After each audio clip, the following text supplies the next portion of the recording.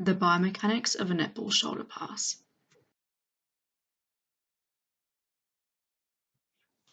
A netball shoulder pass is a high, linear pass executed with only one hand and is the quickest and easiest way that netball players move the ball down the court during gameplay. The aim of the shoulder pass is to directly exchange the ball from one player on a team to another, while moving down the court into the attacking team's scoring end. According to Malik 2019, each player on the team must be sufficient in this skill to allow the gameplay to run smoothly and efficiently. However, biomechanical principles are very important within the sport, and refining the skill and technique of players helps them to achieve optimal performance within gameplay, as found by Steele in 2012. For the purpose of analysis, the technique of a shoulder pass can be split into three phases: preparation, release, and follow-through. Since the aim of a shoulder pass is to move the ball down the court effectively, there are several biomechanical factors that consequently create an optimal sequence of movement to perfect one of these passes. While there is no absolute perfect technique due to each player boasting their own individual anatomy, there are ways that all players can improve their shoulder pass, as found by Delextrat et al. In 2010. A deterministic model can be used to show the biomechanical principles that consequently allow for a successful shoulder pass. The four critical features are highlighted in a darker color than the other biomechanical features. Kinematics and kinetics can be used to explain these unique biomechanical factors to ensure the pass is executed successfully, found by Whitehead et al. 2021. Each phase of the pass incorporates different biomechanical features that individually impact the shoulder pass. Within the preparation phase, the player will firstly catch the netball and then begin to prepare to throw the shoulder pass to the next player.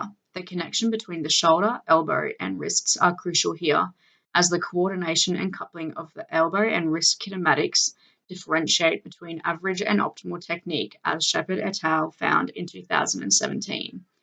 Throwing with the player's dominant arm, the shoulder should be brought back to an almost 45-degree angle posterior to the body, where the flexed elbow is held up in line in a right angle horizontally to the shoulder, with a potential drop to 10 degrees below horizontal level, depending on individual anatomy.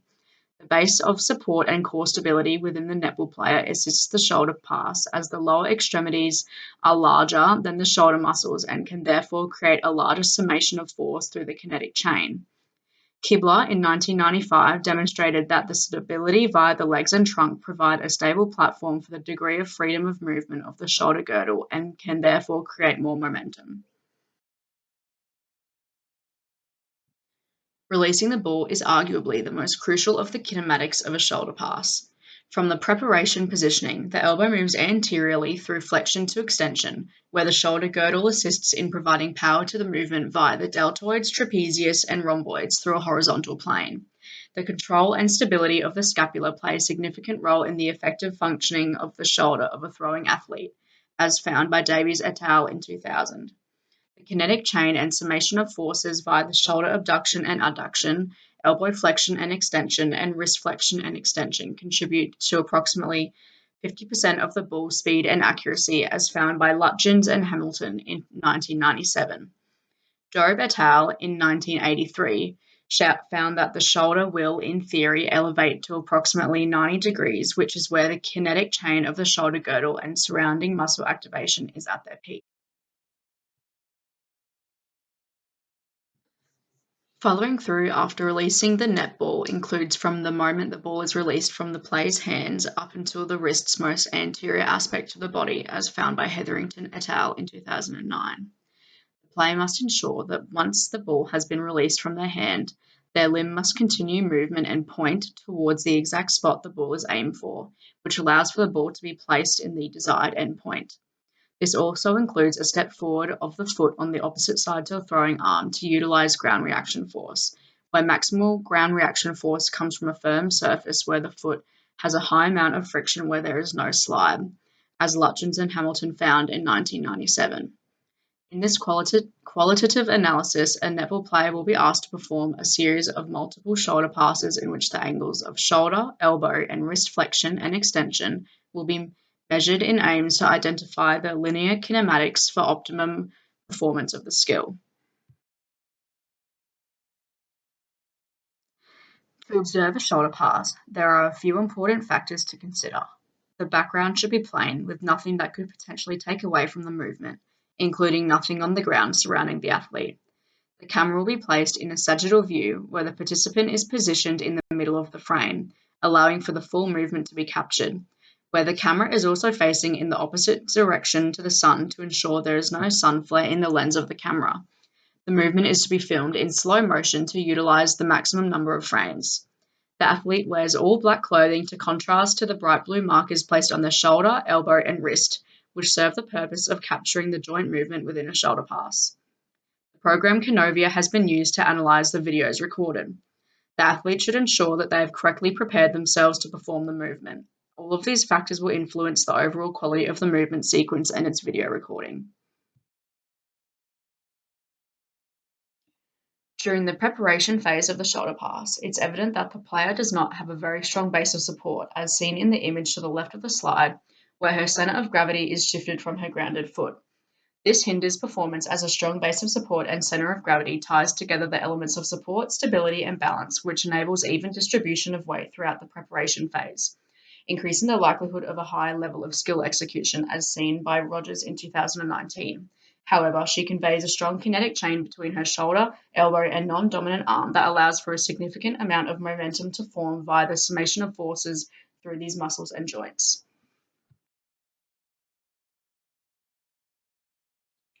The player demonstrates nearly optimal technique for the release phase of the shoulder pass.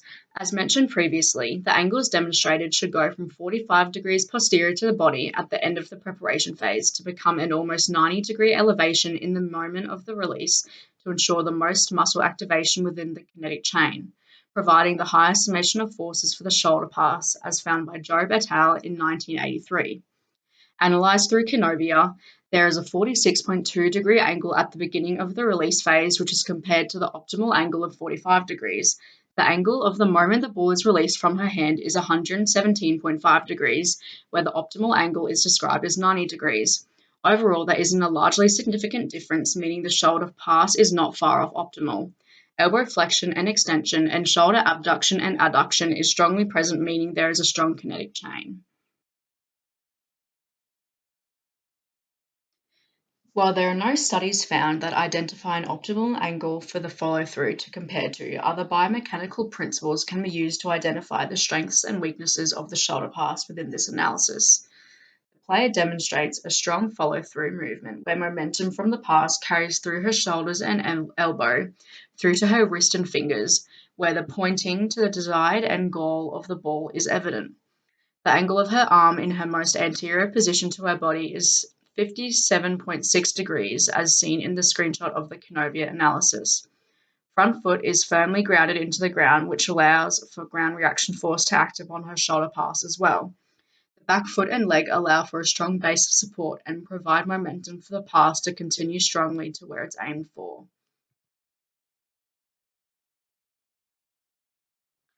After the analysis of the performance of the player in Section 3, corrections can be made to assist in the perfecting of the skill in any further conduction of the qualitative and quantitative analysis. Within the preparation phase, the player can make the correction to her base of support. This would allow her to execute the skill to a high level. As netball players are often playing with a narrow base of support and often changing direction quickly, balance and stability will improve her playing technique and is required when performing skills such as passing. A correction would be to shift the center of gravity towards the core instead of an almost backwards lean onto the back foot, as this provides lesser momentum towards the kinetic chain and summation of forces of the elbows and shoulder.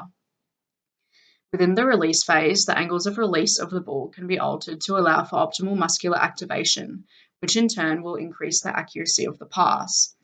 Lowering the elbow and shoulder from the 117.5-degree angle to 90 degrees will increase the power of the pass and allow it to travel further. This is due to the strengthened kinetic chain, which in turn allows for a larger summation of force. Finally, the follow-through phase may be altered slightly. However, not much fault was detected in the analysis of this phase. Looking back on the deterministic model, a higher level of ground reaction force and a stronger base of support could positively affect the accuracy of the pass.